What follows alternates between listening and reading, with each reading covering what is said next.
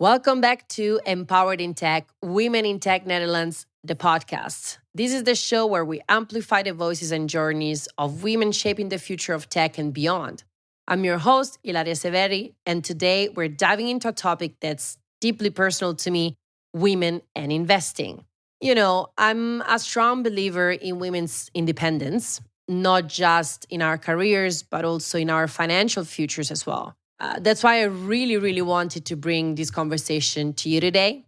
Let's say that I didn't start as a knowledgeable person in finance, in investment at all. But there was a moment in my life where I felt like I need to know more. I need to be part of the investment game. I want to be part of the investment game. And that's why I've been self-educating on investments myself. And one of the books that really opened my eyes about investment was Girls That Invest by Simran Kaur. It's a very famous book, probably, if I remember correctly, a bestseller. And it talks a lot about how women have historically been excluded from investment conversations, but how they're actually naturally great investors when they take the leap. As the book says also, it's not about playing it safe, it's about playing it smart.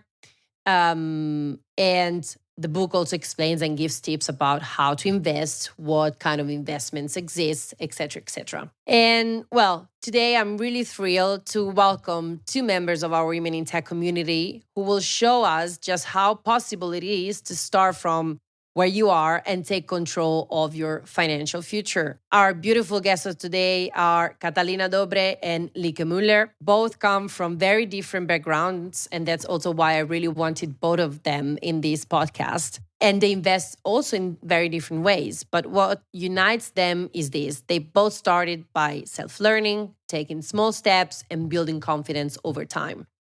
And a little bit more about our guests. So Catalina Dobre, she's originally from Romania. She moved to the Netherlands in 2018 to pursue a master's in international business law. This was a life-changing moment for her where she worked 2 jobs just to fund her studies and living expenses. This probably resonates with a lot of us listening to the episode today. Once she settled into a full-time role in Amsterdam, she began building her savings using her own method and then gradually moved into investing across shares, ETFs, metals, crypto, and now real estate. Today, she leads software solution services in the environmental and chemical compliance industry, and she's passionate about helping more women talk openly about money and build financial freedom. Lieke Muller, on her side, her story is that she's been investing for more than 15 years. She started also with no formal financial background, but with the determination to make her money work for her and not just sit in savings. Through years of experience, curiosity, and self-education, she's built her portfolio and now advocates for helping more women diversify investing and take confident steps towards growing their wealth. So today we'll hear more about their journeys, their strategies, the lessons they've learned along the way, and how you can start building your financial future too. But before we jump into today's conversation, I'd like to thank our sponsor, Westinghouse, for their continued support of diversity and inclusion in tech. Their commitment to empowering women in technology is what allows us to bring these stories to life. Westinghouse is actively expanding their team with exciting opportunities across their global organization. So if you're looking to be part of an inclusive and innovative workforce, be sure to check out their open positions and follow them on LinkedIn. Thank you again, Westinghouse, for believing in our mission. And now, finally, it's the time to introduce and talk to our beautiful guests of today, Catalina and Lieke. How are you? Hi, Ilaria. Thank you very much for having me here. I'm very good, and thank you very much for the amazing work you're doing with this podcast. Super nice. Thank you so much. Lieke, how are you? I'm doing great, Ilaria. It's really exciting to be here with Catalina and, discuss one of my favorite topics that isn't much discussed among women. So I'm really excited to get this conversation going. Yes, me too. So, well, Catalina, let's start with you and let's start with your story. As we said before, you've worked multiple jobs to fund your studies, built a savings system, and then moved into investing. Can you walk us through your journey? Sure, thank you. So I'm not going to repeat the intro. Thank you for the intro that you made. My story started in 2018. That's when I started being aware about money. In 2018, when I moved to Netherlands, I was working remote for a part-time job in Romania. So I like to make this joke. I was working remote before remote was a word. And I moved here with around 250 euro in my savings and a hope that I'm going to find a better word. And as a very excited student to move and study abroad, I didn't do any research on the cost of living in Netherlands. So after 1 month of living here, the reality hit me hard. Like I was not able to cover even my rent. I applied to all the Dutch government support that is providing for students, which I think it's important to mention that it's actually loan. So most of it's loan, it's not free money that you get. And then I got a second job, part-time job.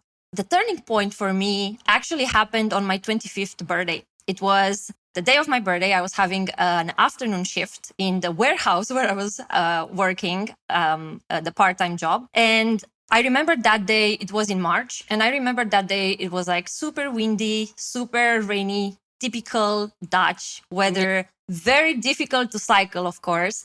And I was supposed to cycle 7 kilometers to go to the warehouse. And those 7 kilometers, I did them in 1 hour, crying and hating everything in my life at that point. But there was something, a power inside of me that was telling me, I don't want to do this for money my entire life. This is not what I want. I want to find a way to, make money easier. How can I do that? So after the shift, I got back home. I wrote some goals, not only financial, but also professional goals. I decided to stay in Netherlands and apply for a job here and to grow from there. So when I moved to Amsterdam for my job, I was having the debts with the government. I was having debts with some relatives and no money at that point. So I moved to Amsterdam and I made a strategy. I'm going to pay my debts first. That was the main goal for me. And I'm going to start putting aside every month a small amount in case of emergencies. Of course, later on, I discovered that that's actually emergency account, and it's a thing for having a healthy account and budget. But I didn't know at that time. So this is how I started. In a few months, I covered all my debts. I started having money in my account, and that gave me, of course, confidence that, okay, well, this is actually possible. It's like when you go to the gym and you see the results after a few months, and then you're like, okay, I'm going to go more because this is actually happening. There are results. And from there, I just started to learn more and more about it and about like having a healthy, of course, bank account, but at the same time to get into investments and all the other instruments that we can use. Wow. That's kind love of the my story. I love to I love to hear that also it came from, there was that moment. It sounds very almost movie-like. You were under the rain cycling and crying, and it was not pleasant at all, I have to say. Not romantic. Not romantic. Quite dramatic. But it's super interesting how that moment was so pivotal for you. And Lieke, about you, like you also started your investment journey by yourself and from scratch. When did you start, and what, in your case, inspired you to take the first step? I started in 2010 and I opened up an account at the Giro where you can buy shares and sell shares. Before that, I had something that's called a member certificate of the Rabobank, which was my bank at the time. And you could sort of buy a piece of the bank and then it would grow. But it was very small, it wasn't the stock market out in the open. But I realized that if you have shares, some of them pay out dividends, and those dividends can be 4 to 5% per year. Sometimes they're a bit more, sometimes they're a bit less. But the interest rate on my savings account was 1 to 2%. So I would get double the interest in a dividend. And then I realized some dividends pay out not once a year, but 4 times a year or twice a year. So that really triggered me, like, why would I be a fool if we have an interest rate of 1% or dividends of 4 to 5%? And then there is inflation of, I can't even remember what it was at the time. So I felt like putting my money in my savings would be like robbing myself, because my savings don't grow as fast as inflation does. So, and I decided for myself, I don't understand a thing about this. And this was 15 years ago. So you didn't have all the financial influencers. You didn't have as many books and YouTube videos as you have now. And for people who want to start now, be very careful whose advice you take. because it's very easy to shout something online and not having to corroborate it. So back then, the advantage was that I could go to the library and borrow a few books. So I started with index investing in ETFs. I bought a few shares. That was my first mistake because the shares went up. I think it was ING. The shares went up 5 days in a row. So I bought the shares, and as soon as I bought them, they went down and they kept going down. Yeah. And I panicked and I sold them. And as soon as I sold them, I'm sure you can guess what happened. So that They was went up my again. first lesson. Yeah. Don't panic. And if you buy something, hold on to it. But I decided for myself, it's better to go to the library and borrow some books than spend, I think, investment courses were between 5 and 10,000 euros at the time, which first of all, I didn't have. And I also realized if I have 5,000 euros to spend, I'd rather spend it on shares than on a course and have someone else spend it on shares for them. So really, a library was a great way for me to start. I have to say there are a few good financial investors and influencers online now, but it's really in the land of the blind, one eye is king. So be careful with that. Yeah. And yeah, I started with two products, ETFs and shares. A share, you buy a part of a company. So it's like when you have a vineyard or an orchard, and the orchard grows apples or pears, you just get a pear. And that's how your money grows. If the orchard does well, if they have a good season, you'll have bigger pears and they'll be tastier or whatever. And an ETF is more like a fruit basket. So rather than only having pears from one orchard, an ETF is managed or put together by another company, and you pay them a little amount, but you'll have an apple and a pear and a banana. So if the pear season is shit, you'll still have bananas that can grow. Exactly. So it's a more diversified way to start with very little money.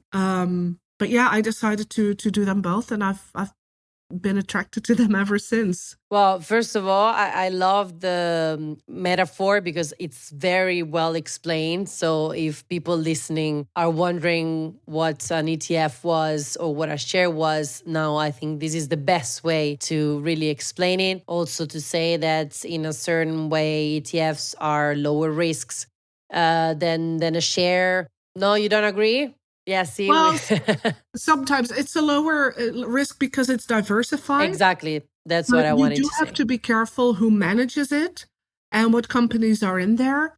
And there is also one very important thing that I learned from, I think it was the first thing I learned from the books, that there is something called the TER, which is an expense ratio. So that is the money that goes to the people who manage your ETF. Now, that money can be anywhere from 0.05% to, I've seen them go up to 4%. So then you pay 4% for someone to manage your money and you hope they do it well. Rather than if someone gets less money, they might not. So it's a very, you have to really dig into it. Yeah. In my mind, let's say the way or the reason why I think that way or I'm seeing that way, because I also use another app before. I know the Hero. I think that was one of the first ones. Now you also have Bucks, which I've been using, that has been acquired by Ibn Amro, but I was already using it before. And let's say that if you know a bit less about shares, then it's easier to buy an ETF. Like it requires a bit less knowledge, if we can say that way, in the sense that, okay, in shares, you really need to inform yourself, say, look at what's supposed or expected to go well. Maybe there is going to be more dividend on that company. So it requires even more literacy, I find, compared than ETFs. And of course, if you use apps like this, you are your own investor. So you of course pay us a little amount to the app for, let's say, making when you buy the share, when you buy the ETF. But compared to having a broker, it's definitely much, much cheaper. But of course, this also requires that you have some basic knowledge, because otherwise it can be very risky. And then based on the knowledge that you have, you can either go more for ETFs if you don't want to investigate too much, or go more for shares, or probably the best would be a mix of both. But definitely for myself, for instance, I really enjoy being my own broker, if we can call it that way, because it also pushes me to really stay on top of trends, of politics, of what's going on financially. And it's really cool to see how you play the game and then what return you get from it. Definitely. Well, love all these stories. If I may add to that, I think the Giro a couple of years ago started with some tests that if you want to invest in more difficult, more complex products, you have to take a small test to declare and actually show that you understand what certain parts mean or what they do. So they didn't have it when I started, but somewhere along the way, I had to take the test too for products I've been investing in. Yeah. And I think that's a really good and responsible way of Absolutely making sure you understand what you put your money in. Yeah, 100%. And this is not to do any publicity to anybody. So I'm going to talk more about banks in general, but also another way if you don't feel like investing by yourself or you don't know where to start. Nowadays, I would say all the banks offer investment services. And not only, they also offer consultations, free consultations. And I know because I had an appointment with my bank for that.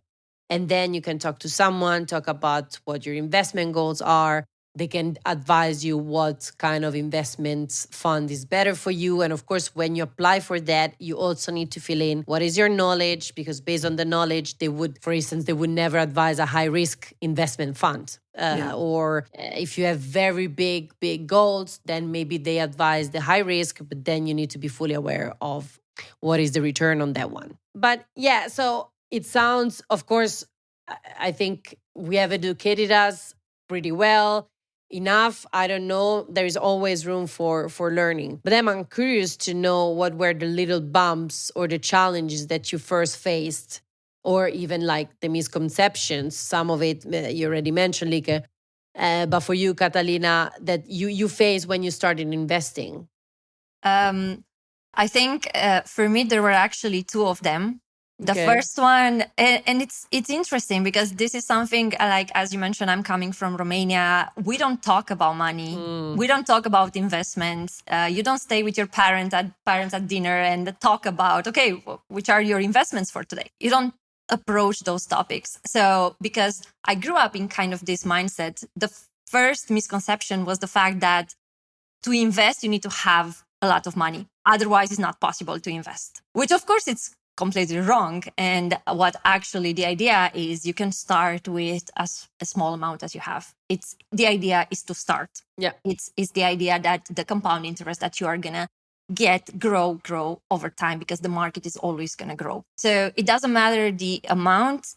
Actually, you don't have to be super rich to start investing. Everyone can start doing it. But of course, it's very important to make sure that you know your budget and to make sure that you don't go into your money for your food just to put in the investment. So that's a very important step. And then there was a second misconception from my side, which was investment equals active trading. Yeah. So to invest, you have to stay there like in those movies on Wall Street.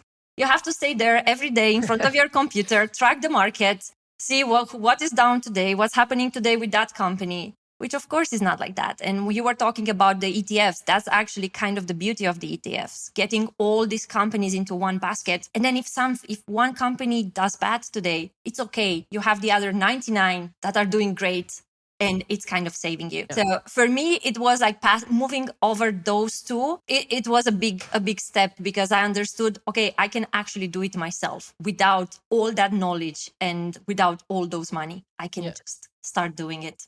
Yeah, and I love the fact that that's why I want to bring all these different stories, different backgrounds, different women from different countries, because I also don't want, or actually, I want to help people understand that it doesn't matter where you're from, although it can impact, of course, some of your life. It will forever to some extent, but it's not necessarily a limitation. Yeah. And so the fact that, well, if you were from Romania or from Italy or from other countries that are maybe less educated, or there is less education on such topics, let's be honest, less budgets, less money in general. And that's probably also why people tend to be more towards savings rather than investing, because people need money to repair the washing machine. People need money for quick buys. But yeah, I think it was great that you mentioned that as one of your challenges. But that doesn't take away the fact that everybody can find challenges in their own way. So,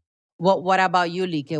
How did you overcome the early barriers, and what were these early barriers that you encountered? Well, for me, the early barriers were not sure how to do this, Mm-hmm. as well as having a very limited budget. I just had a normal job, and obviously, you need to have your savings in case your washing machine breaks down, you lose your job.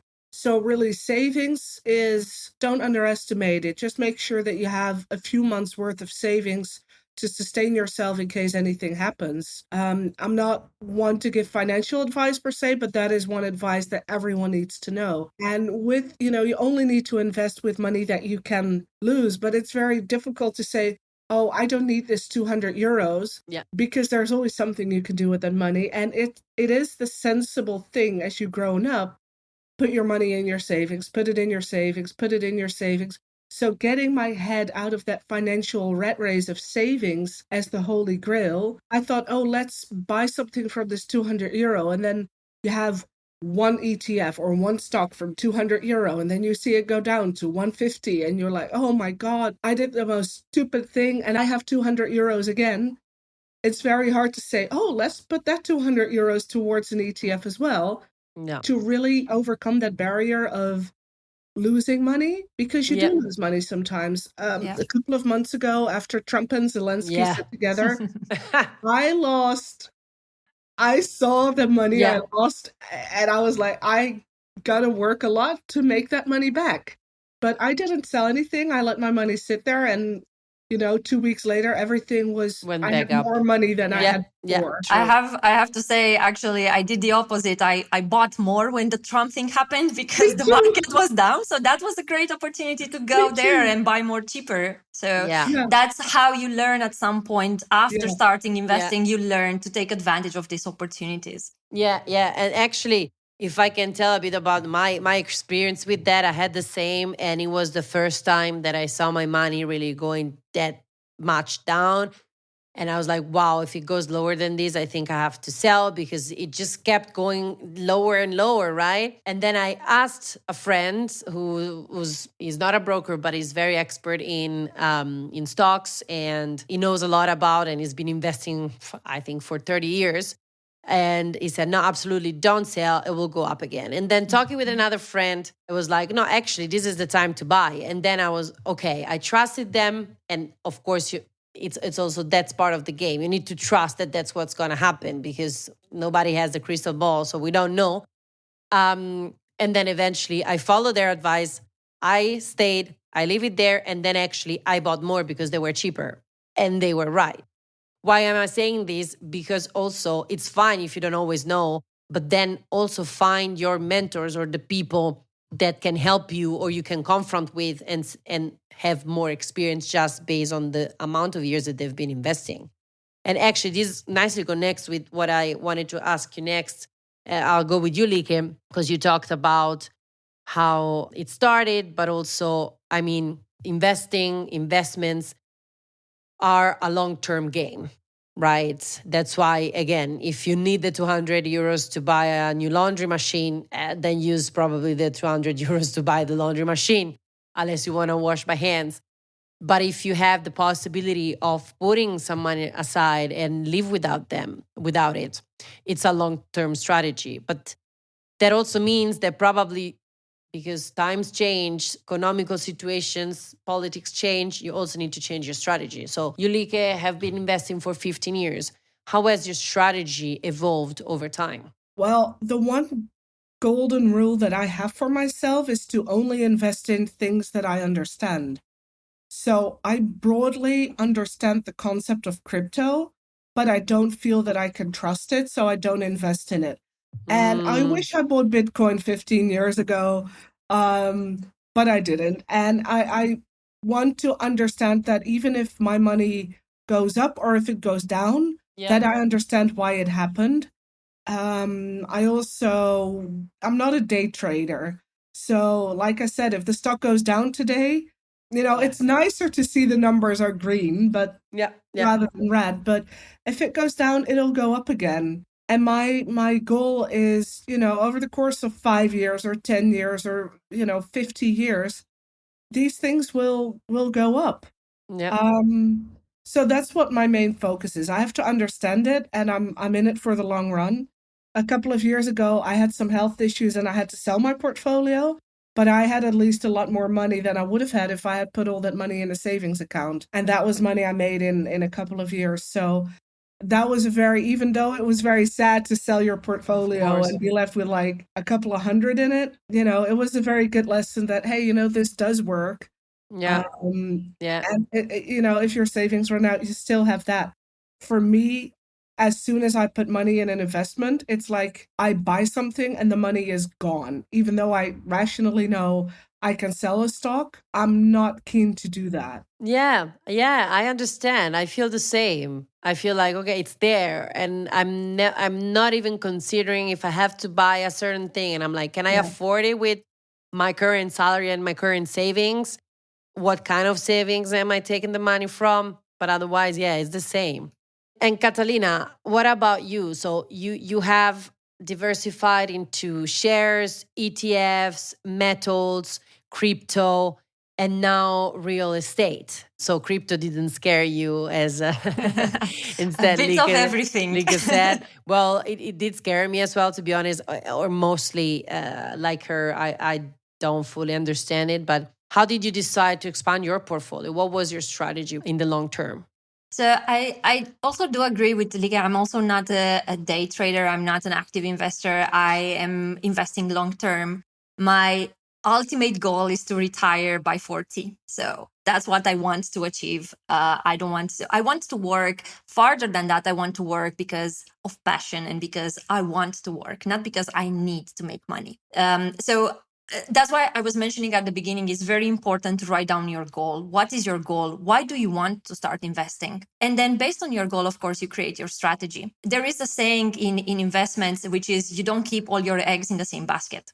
That's actually the idea of diversifying. If something happens with a certain share tomorrow, you have others that can back up. So that's also one of the things that I'm always keeping in mind. And I think another factor that is very important is your risk tolerance. Like, how much can you handle risk, actually? And this is what personally I'm doing. I'm not saying it's good or bad, but what I'm doing personally, from the amount that I can invest monthly, I'm taking 80% and I'm investing it in my safety, let's say, like more less risky ETFs and shares and metals. And then with the other 20, I'm just playing around.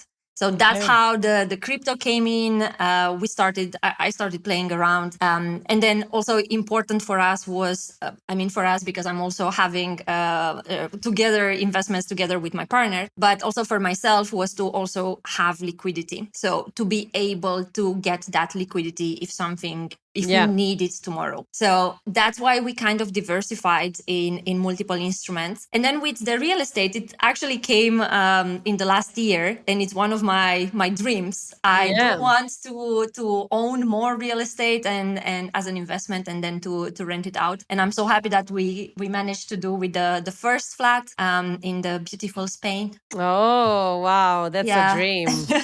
And our plan is to get 5 more in the next probably 2 years. So hope we can get there. But I think it's a bit for me, my strategy was also coming a bit of mix with, of course, my goal, but also my passion, what I would like to do when I manage my investments. I want to be happy when I manage them. I don't want it to be something that is bothering me every day. Or becomes too stressful either. Exactly. Yeah, no, totally makes sense. And I love to talk about wins in the podcast, but I also love to talk about failures, or at least keep it real, right? So I would like to know, Catalina, what has been the biggest mistake or hard moment in the journey, and what that taught you? Well, another thing in investments is you never invest with your emotions. No, that's like the main rule of investments. You cannot put the equal sign between investments and emotions. And it's, of course, the first thing that I've learned. But as we know, the theory is farther away from the practice. Yeah. And many times, as you were talking also with Lieke, many times you're getting into the moment, into the hype. So I did that with the AI. I got into the AI hype. I went there. I went to purchase some AI shares and specific ETFs. And I have to say, currently is like red. But I think that's also part of the long-term game. I also, trust that. yeah. I want to trust that. Yeah, because I also invested on it. So it's part of the game, as you were saying earlier, and that's why I was mentioning about this idea of your risk tolerance. The fact that I have 20% that I can kind of play with. It gives me this peace of mind. Is not bothering me. The fact that the truth is bothering me a bit. The fact that I'm losing some money with those shares and ETFs, but at the same time, it's also part of learning. So for me, that was a lesson learned. I'm not gonna jump when something is happening until I'm doing my research on that specific thing. So yeah, makes totally sense. And what about you, Lieke? Earlier, you mentioned about a mistake you did at the beginning of buying for too high price and then selling it for lower. But is there anything else that it kind of hit you and you're not going to repeat anymore? Well, yeah, it's obviously it's the one that only invest money that you can lose. Don't borrow money to invest. I've never done that, luckily, but I have heard people who borrowed money to invest in something. The investment goes down, but you have to pay back your loan with interest. Which is the worst type of investment. It's also the what goes down must come up eventually. And that doesn't go for 100% of the shares. But if you have 5 shares that go down, at least 4 of them will go up. And that might not be next week or next year. I bought shares in 2019 for about 28 euros. In 2020, they went up to 60. And now they're down to 8 or 10 euros. So in a way, I really want to sell them because I want to get rid of them in my portfolio. But if I sell them, I lose. And if I wait maybe it'll take another year. Maybe it'll take another 10 years or 5 years. But if I wait, the money is gone anyway. And if I wait, I can only, get more returns. And they also pay dividends. So that is a bit of a little bit of help. So don't panic. Like Catalina said, don't panic. Don't be emotional. That's also why women are better investors than men, because we usually don't panic as much as men do. And I see a lot of men, which would be my second failure, to sell low and buy high. What we just discussed after the Trump-Zelensky discussion, everything crashed. I heard a lot of men who said, I sold everything. I'm like, why? Why would you sell it? That's the panic sell. And I was just thinking, this is the sale of the century. So I bought some shares and, they're doing really well now. So don't sell low and don't buy high. And don't panic. And don't panic. And another mistake I made, which was quite recently, and I'm really ashamed to say that I again fell for it. I bought shares for an AI company. I bought them at about 3 euros each. Within 2 weeks, they went up to 8 euros. I thought, these guys are going really well. So I bought more. A lot more, and they're down to 3. So, even if you know the lessons, even after 15 years, you know the drill, but you still make these mistakes, and sometimes you still fall for the hype. Absolutely. Suck it up, and it's okay to fail in 1 or 2 shares as long as there's enough diversification to catch that fall. Definitely, I think what we need to learn is to look at the money we use to invest in a different way from the money we use. Like, let's say you use the money to buy a beautiful TV. You say, I want a great TV. I want the best one. I'm willing to pay 5K because I want the biggest one, the most technological one. Then you buy it. And then after a week, it breaks down. Or after a week, it doesn't perform as you were expecting. Then, of course, you feel, I wasted money. I feel that's different because it's like what you pay for and what you get. But here it's a different kind of game. It's not that if you buy the stocks necessarily they're going to perform all the time. And sometimes, again, we cannot predict the future. We cannot predict what's going to happen. And like, who would have known about a pandemic, right? Yeah. So that changed the investment game completely. Well, if I may tap into that, Ilaria, I know that we cannot predict the future, but there are some things that you can see when you look at policy and where companies or governments put their money. And as sad as it is, but as soon as Russia invaded Ukraine, I realized that Europe is going to invest in defense immensely over the coming years. I Of wish it course. was not necessary, but Of you know that course. those investments are coming. So I put money in defense, and that's paid off really well. I'm really looking forward to the day I can sell all those assets because there's peace. But for now, defense is a really good industry to be in. A couple of years ago when, 2015, 2020, governments wanted to, in Europe, wanted to be more sustainable. So renewable energy was a very interesting one. So if you look at the trends in societies and governments and policies, you can make a guess that is safe. And another lesson is that if everybody is digging for gold, which is what you see happening in AI and robotics now, if people are digging for gold, sell shovels. So I'm not looking specifically at an AI or a robotics company, but I'm interested in semiconductors and chips because every robotics company needs chips and semiconductors. Yeah. So that No, would be another definitely. advice. That's a very smart advice and smart way to look at it. Of course, there are things that can be to a certain extent predicted based on, yes, okay, if Europe becomes more interesting in renewable energy or whatnot, or Russia invades Ukraine, you can understand or predict a little bit what might happen. But again, something like a pandemic, you cannot predict. And I mean, back then, those people that had shares with delivery food companies that of course eventually went down, but during the pandemic they went so up that if they sold it back then, well, they were pretty well placed, well set for the rest of their lives. So there is a certain amount of predictability, yes, 100%. And what you just said now about also the semiconductors, the metal, I think that's a great advice. But there are also certain things that we will never be able to predict. Sorry, to your point, Ilaria, I just wanted to mention that that's why diversifying your portfolio is very important. Yeah. So having from different industries is very important. And then also on a positive note, looking at long term, the market always went up. So I think that's something very important to keep in mind. No matter if you're losing money in a certain industry, you will win money in another industry. So history is telling us that the market is always going up. So I think that's something important to keep in mind, and don't get scared when another pandemic is hitting. Don't sell your stock. Well, I hope that there is not going to be another pandemic in the first place.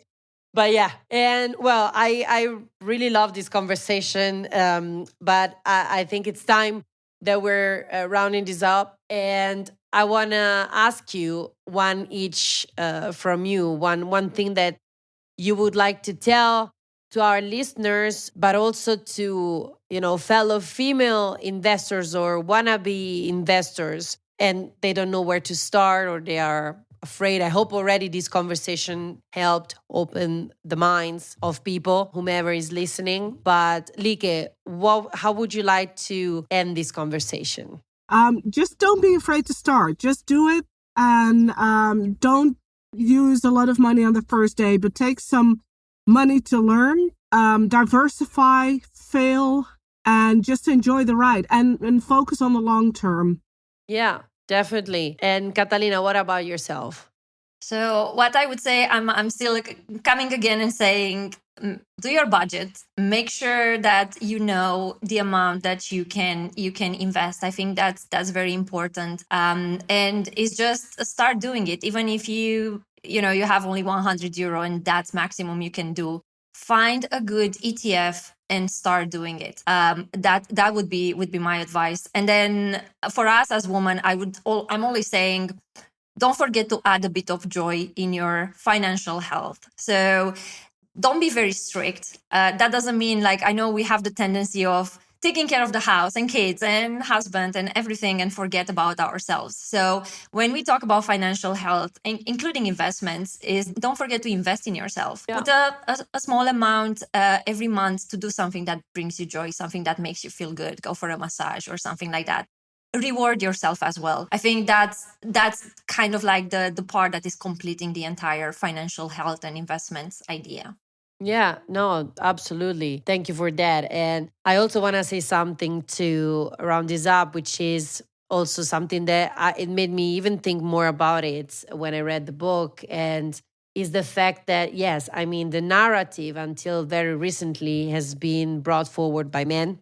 We were also talking about this before we started recording, that we need more female representatives to talk about these topics. And we shouldn't even talk about, to a certain extent, like who's better at doing it, but it's more like we can all do it. It's not about men or women. It's about, okay, we are people with a brain and certain capabilities. If we are lucky enough to be in a good, also economic situation where you don't have to just save for saving for buying the next thing that breaks down tomorrow, if you can afford to save some money on the side, or as soon as you have that money that you can use for investment, do it. Don't think, and I think this is very important as well, the fact that nobody has taught us to do it, it shouldn't make us feel that, okay, then we're not capable of. Exactly. It's simply that it has never been put in front of us. So, of course, when it comes to us, it's like, wow, what is this? What is an ETF? What it means, dividends, shares? Oh my God, this is so complicated. No,